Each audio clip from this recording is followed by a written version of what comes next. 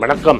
அடுத்த ஈவெண்ட் செல்லதுக்கு அப்புறம் எங்கே போடலான்னு டிசைட் பண்ணுறச்சே என் டீம் வந்து திரும்பி மெட்ராஸ்லேயே பண்ணலாம். லாஸ்ட் டைம் நிறைய பேர் வர முடியலன்னு சொன்னாங்க. டிசம்பர் 6ஆம் தேதி சனிக்கிழமை ஈவினிங் அன்னைக்கு ஒரு ஈவெண்ட் பண்ணலான்னு டிசைட் பண்ணியிருக்கோம். கீழே லிங்க் இருக்குது. யாரெல்லாம் டிக்கெட் புக் பண்ணணும்னு நினைக்கிறீங்களோ புக் பண்ணிக்கோங்க. நன்றி, வணக்கம். வணக்கம். மீண்டும் மணிப்பேச்சில் உங்களெல்லாம் சந்திப்பதில் எனக்கு மிக்க மகிழ்ச்சி. நேற்று கோல்டு 100 இறங்கிட்டுன்னு சொன்னேன். இன்னைக்கு கோல்டு 100 ஏறிடுச்சு. 11,500. இதே மாதிரி தான் இருக்கும். 200 இறங்கும், 200 ஏறும். இப்படியே இந்த ரேஞ்சில் போகுது. நம்மளுக்கு இது ஆக்சுவலி ரொம்ப நல்லது. இது வந்து ஒரு கன்சாலிடேஷன் ஃபேஸ் அப்படின்னு நீங்கள் பார்க்கலாம். இப்படி தான் சிமெண்ட் பிளாட்ஃபார்ம் போடுற மாதிரி, ஃபவுண்டேஷன் போடுற மாதிரி இது ஒரு புது ஃபவுண்டேஷன் போட்டுட்ருக்காங்க. கொஞ்ச நாள் ஆனும். உடனே இந்த ஃபவுண்டேஷனான்னு கேட்காதீங்க. நம்ம சொன்ன ஃப்ளோர் 8,500 கீழே போகாத மாதிரி தான் இருக்குது. பட் இது 10,000க்கே போகுமாங்கிறது எனக்கு சந்தேகமாக இருக்குது. ஏன் 10,000க்கு போகுமான்னு சந்தேகமாக இருக்குன்னா, அமெரிக்காவில் கோல்டு விழுந்தாலும் நம்மளோட நேற்று ட்ரேட் ஃபிகர்ஸ் பார்த்தீங்கன்னா ரொம்ப மோசமாக இருக்குது. அப்படின்னா ட்ரேட் ஃபிகர்ஸ்னால் இம்போர்ட் எக்ஸ்போர்ட் ஃபிகர்ஸ் மோசமாக இருக்குது. அதனால் ருப்பி வீக்கன் ஆகிறதுக்கு சான்ஸ் இருக்குது. ருப்பி வீக்கன் ஆகிறதுக்கு சான்ஸ் இருந்தால் கோல்டுக்கு ஒரே குஷி. அதனால் நம்மளுக்கு வந்து சேஃபாக இருக்கும். நம்ம கோல்டு சேஃப்டி ஜோனில் இருக்கும். எப்போதுமே உங்கள்கிட்ட நான் கோல்டோட சேஃப்டி ஜோன் பேசுகிறச்ச கிரிப்டோவும் கோல்டும் ஒன்றுன்னு பல பேர் ஆர்கியூ பண்ணுவாங்க. இப்போல்லாம் ட்ரால்லாம் நின்று போயிடுச்சு ஒரு வருஷமாக. ஒரு வருஷத்துக்கு முன்னாடி பார்த்தீங்கன்னா பயங்கரமாக ட்ரால் பண்ணுவான். இந்த ஆளுக்கு ஒன்றும் தெரியாது அப்படி இப்படிம்பாங்க. கிரிப்டோ ஒரு வாட்டி பிட்காயின் கிராஷ் ஆனும்போது நான் சொன்னேன். அப்புறம் பிட்காயினை ஒரேடியாக ஏற்றினாங்க. எப்படி ஏற்றினாங்க? அங்கே அமெரிக்காவில் இடிஎஃப்லாம் போட்டு ஏற்றினாங்க. அப்போவும் நான் மங்கர சொன்னதை சொன்னேன். ஐயா இதுக்கு சூன்யம் வச்சுருவாங்கன்னு. கடைசியில் பார்த்தீங்கன்னா இப்போ $1,60,000 வைப் அவுட் ஆகிடுச்சு கிரிப்டோலேருந்து. இந்த இடிஎஃப் என்டர் ஆன ப்ரைஸ் எல்லாமே 90,000 பிட்காயின்னு. திரும்பி அதே இடத்துக்கு வந்துடுச்சு. நேற்று கொஞ்சம் நேரத்துக்கு வந்து 90,000 கீழே ட்ரேட் ஆகிட்டு இருந்தது. இப்போ 93,000 க்ளோஸ் ஆகிருக்கு. ஸோ கிரிப்டோ மேலே heavy pressure. So $1.6 trillion loss. இந்த வருஷத்தில் பண்ண எல்லா லாபமே லாஸ்ன்னு நான் சொன்ன மாதிரி இடிஎஃப்பில் யாரெல்லாம் ஒரு வருஷமாக போட்டிருக்காங்களோ கிரிப்டோவில் அவங்களுக்கு லாஸு. இது மோஸ்ட் பாப்புலர் கிரிப்டோக்கே இந்த கதினா நம்ம வாயில் நுழையாத பேரில் நம்ம பசங்கள்லாம் ஊரெல்லாம் போட்ட படம் என்ன இருக்குன்னு பாருங்கள். இதனால தான் சொல்கிறது, அன்ரெகுலேட்டட் என்டிட்டியில் காசு போட்டிங்கன்னா நீங்கள் யார்கிட்டையும் போய் கம்ப்ளைண்ட்டும் பண்ண முடியாது. 1.5 வருஷமாக இந்தியாவில் கிரிப்டோவில் இன்வெஸ்ட் பண்ணால் இல்லீகல். போலீஸ்காரன்ட்ட கூட போய் கம்ப்ளைண்ட் பண்ண முடியாது. நம்மளே கட்டி பிடிச்சி அழ வேண்டி தான். அதனால தான் பேராசை பெரு நஷ்டம் அப்படின்னு உங்களுக்கு பல தடவை சொல்லியிருக்கிறேன். தங்கம்ங்கிறது உங்களுக்கு ஒரு ஆத்திர அவசரத்துக்கு ஹெல்ப் பண்ணக்கூடிய விஷயம். பேங்க்கில் போய் நீங்கள் வச்சிங்கன்னா உடனே காசு கொடுப்பான். பேங்க்கில் வச்சு நீங்கள் வட்டி கட்டுறச்ச கூட அது கிருன்னு விலை ஏறிட்டே இருக்கும். அதனால் தங்கங்கிறது ஆபத் பாண்டவன். கிரிப்டோ வந்து எந்த பேங்க்கும் தொடமாட்டான். வெள்ளியும் எந்த பேங்க்கும் தொடமாட்டான். ஆத்திர அவசரத்துக்கு எது தொடுவானோ அதுதான் கரன்சி. இது கோல்டு. கிரிப்டோக்காரங்க என்ன சொன்னாங்க? கோல்டை துவம்சம் பண்ணிடும்னாங்க. கோல்டு பிட்காயினை துவம்சம் பண்ணிச்சா, பிட்காயினை கோல்டை துவம்சம் பண்ணிச்சான்னு நீங்களே டிசைட் பண்ணிக்கங்க. அதனால் நம்மளுக்கு வேணுங்கிறது அழகாக 1 கிராம் 2 கிராம் இருந்தால் கூட கொண்டு போய் ஒரு இடத்துல வச்சோன்னா நம்மளுக்கு காசு கிடைக்கும். இதுதான் நம்மளோட லிமிட்டட் மிடில் கிளாஸுக்கு நான் சொல்கிற லிமிட்டட் அட்வான்டேஜ். நம்ம பெருசாக போட்டியில் இறங்கி இது பெருசா அது பெருசான்னு காட்டுறதுக்கு நம்ம இல்லை. அமெரிக்காவில் ஸ்டாக் மார்க்கெட்டும் ஒரேடியாக அதிபாதாளத்துக்கு விழுந்திருக்கு. நான் இன்னைக்கு நைட்டு என்விடியா ரிசல்ட் வரும். இன்விடியா ரிசல்ட் மேஜிக் காட்டலைன்னா, அதுவும் மார்க்கெட் எதிர்பார்க்குற மேஜிக் காட்டலைன்னா திரும்பி மார்க்கெட் விழும். இஏஐ இன்வெஸ்ட்மெண்ட்டை பார்த்து மார்க்கெட்டு டென்ஷனில் இருக்குது. இப்போ மைக்ரோசாஃப்ட்டும் சேர்ந்து காசு போட்டு ஆந்த்ரோபியை வளர்க்குறாங்க. நேற்று வரைக்கும் சாட்ஜிபிடியை வளர்த்தவங்க இப்போ ஆந்த்ரோபியை வளர்க்குறாங்க. ஸோ அமேசான், கூகுள், மைக்ரோசாஃப்ட் 3மே ஆந்த்ரோபியில் இன்வெஸ்ட் பண்ணியிருக்காங்க.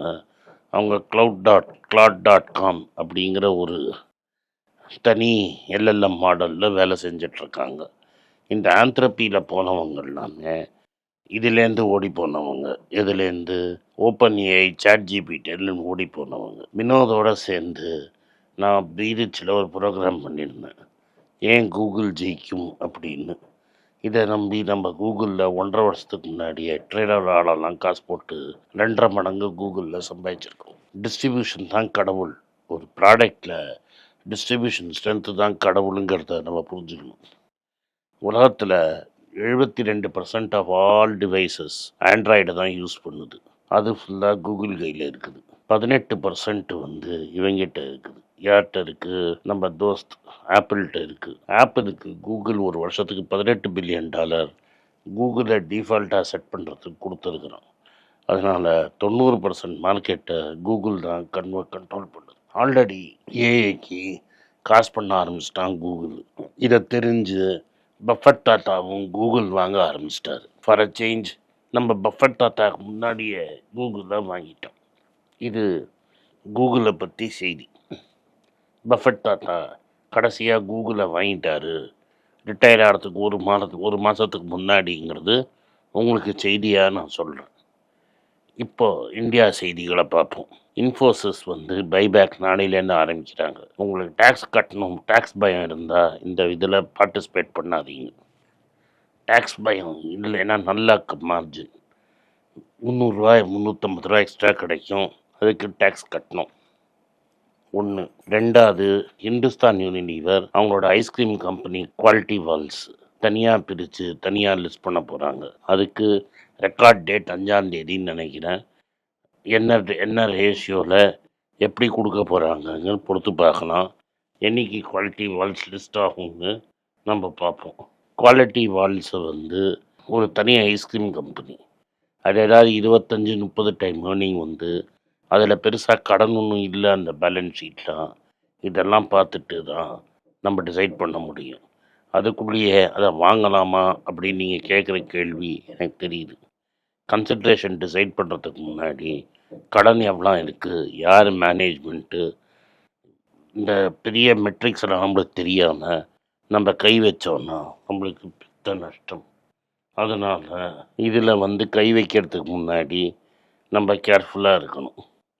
அதே மாதிரி ஆந்த்ரப்பியில் நான் மைக்ரோசாஃப்ட் இன்வெஸ்ட் பண்ண போகிறான்னு சொன்னீங்க. அதே மாதிரி என்விடியாவும் இன்வெஸ்ட் பண்ண போகிறாங்க. ஸோ டோட்டல் வேல்யூவேஷன் ஆஃப் ஆந்த்ரப்பி வந்து $350 பில்லியன் தொட்டுடுச்சு. அடுத்தது வோக்ஸ்வேகன் இந்தியாவில் இவியில் இன்வெஸ்ட்மெண்ட்லாம் குறைச்சிட்டாங்க. தனியாக ஏதாவது ஒரு பார்ட்னர் கிடைப்பாங்க, பார்ட்னர் மேலே ஏறி குதிரை சவாரி செய்யலான்னு தான் வோக்ஸ்வேகனோட கோல்.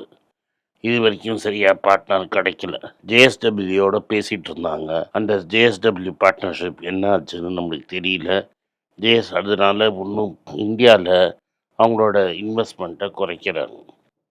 ஆல்ரெடி இந்தியாவில் மஹேந்திராவும் டாட்டாவும் பெருசாக இவியில் டெவலப் ஆகிட்டாங்க. அதனால் ஒரு 3வது இந்தியன் பிளேயருக்கு ஸ்பேஸ் இருக்காங்கிறது எனக்கு ரொம்ப சந்தேகம். அதனால் இது பெருசாக டேக் ஆஃப் ஆகாது அப்படின்னு என்னோட பிலீஃப். நம்ம ட்ராக் பண்ணுற கம்பெனியில் ஜைடஸ் லைஃப் சயின்சஸ் வந்து single pouch cough syrup launch பண்ணுறாங்க. அதாவது ஒரே பவுச்சில் ஒரு மருந்தை காஃப் சிரப் நீங்கள் குடிக்கலாம். நார்மலாக காஃப் சிரப் பாட்டிலில் தான் வரும். இப்போது இந்த ஷாம்பு வர மாதிரி ஒரு பவுச்சில் ஜைடஸ் லைஃப் சயின்சஸுக்கு அப்ரூவல் கிடச்சிருக்கு. ஜைடஸ் லைஃப் சயின்சஸ் ரொம்ப கன்சிடரேஷன் ரேஞ்சில் இருக்குது. இது பல வாட்டி நம்ம கன்சிடர் பண்ணியிருக்கோம், இன்றைக்கும் நம்ம கன்சிடர் பண்ணலாம். நேற்று நாட்கோ ஃபார்மா வந்து எஃப்எம்சி கம்பெனியை பற்றி எஃப்எம்சிக்கும் நாட்கோக்கும் நம்ம தகராறை பேசினேன். அது சிடிபிஆர் அப்படிங்கிற மாலிக்யூலை பொறுத்து இருக்கிற தகராறு. இப்போ என்ன சொல்கிறாங்கன்னா, நாட்கோ கான்காலில் அந்த கம்பெனி அடுத்த வருஷம் ப்ராஃபிட்டபிள் ஆகிடும், அதை தனி கம்பெனியாக பிரித்து தனியாக லிஸ்ட் பண்ணிவிடுவோம். நாட்கோ ஷேர் வச்சவங்களுக்கு அதுலேயும் ஷேர் கிடைக்க வாய்ப்பு இருக்குது. இல்லாட்டா இன்டைரக்டாக அந்த கம்பெனியை ஃபோன் பண்ணுற வாய்ப்பு இருக்குது. அதனால் நாட்கோ வந்து சிடிபிஆரை பிரித்து ஒரு தனி கம்பெனியாக நம்மளுக்கு கொடுக்கும். ஐடிசி என்ன பண்ணுறாங்கன்னா, சன்ரைஸ்னு ஒரு மசாலா பிராண்டு வச்சுருக்காங்க. இந்த சன்ரைஸ் மசாலா பிராண்டை பாப்புலரைஸ் பண்ணுறதுக்கு ஒரு புது ஐடியா பண்ணியிருக்காங்க. ஒரு 15 லட்சம் வீட்டில் சமைக்கிறவங்க, கல்யாணத்துக்கு சமைக்கிறவங்க, தெருவில் சாப்பாடு போட்டு சமைச்சு வியாபாரம் பண்ணுறாங்க, தள்ளுவண்டி வியாபாரிகள், இவங்களுக்கெல்லாம் ஃபுட் சேஃப்டியை பற்றி ட்ரைனிங் எடுக்கிறாங்க. எந்த பொருளெல்லாம் யூஸ் பண்ணலாம், எந்த பொருளெல்லாம் டேஞ்சர், எண்ணெயை எப்படி யூஸ் பண்ணணும், இதெல்லாம் வந்து மக்களோட சேஃப்டியை வளர்க்கிறதுக்கு யூஸ் பண்ணுறாங்க. அப்படியே அவங்களோட சன்ரைஸ் மசாலாவை தள்ளுறதுக்கு ஒரு வழியாகவும் இதை பார்க்குறாங்க. இதில் எஸ்பெஷலி கல்யாண கான்ட்ராக்டர்ஸை டெவலப் பண்ணுறாங்க. ஏன்னா அந்த கல்யாண கான்ட்ராக்டர்ஸ் மசாலாவை பல்காக வாங்குறாங்க. இவங்களுக்கு எஃப்எஸ்ஐ இந்த கவர்மெண்ட்டோட எஃப்எஸ்எஸ்ஏ சர்டிஃபிகேஷனும் ஐடிசி வாங்கி கொடுக்குறாங்க. இவங்கள இன்ஃபார்மல் செக்டர்லேருந்து ஃபார்மல் செக்டருக்கு செய்கிறாங்க.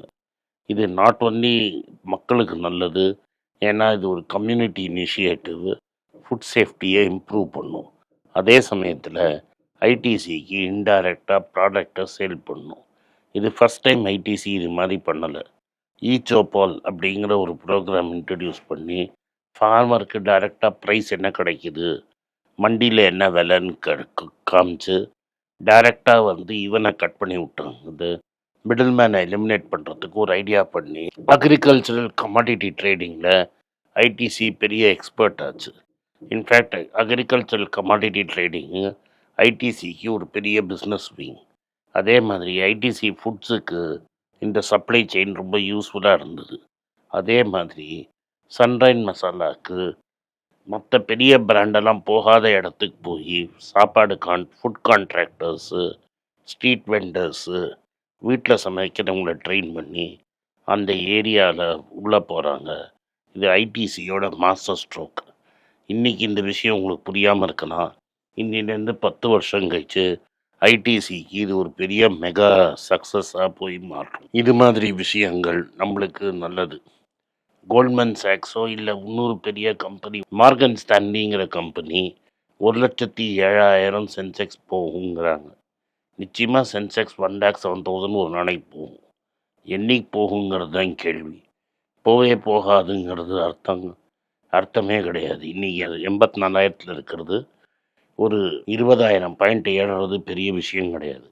இதில் ப்ராப்ளம் என்னென்னா, இந்த டைம்குள்ளே போகும்னு சொல்கிறது தான் ப்ராப்ளம். இந்த டைம்குள்ளே போகும்னு யாராலையும் சொல்ல முடியாது.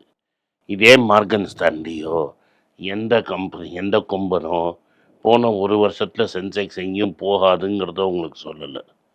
இப்போது அமெரிக்காவில் டியூமர் சைஸில் ஒரு பபுள் இருக்குது. அது பபுள். அது வெடிச்சதுன்னா அடுத்த வருஷம் எந்த ஸ்டாக் எக்ஸ்சேஞ்சும் எங்கேயும் போகாது. அதனால் இது மாதிரி 26க்குள்ளே போய்டும்னு உசுப்பேற்றுறதுல அர்த்தம் கிடையாது.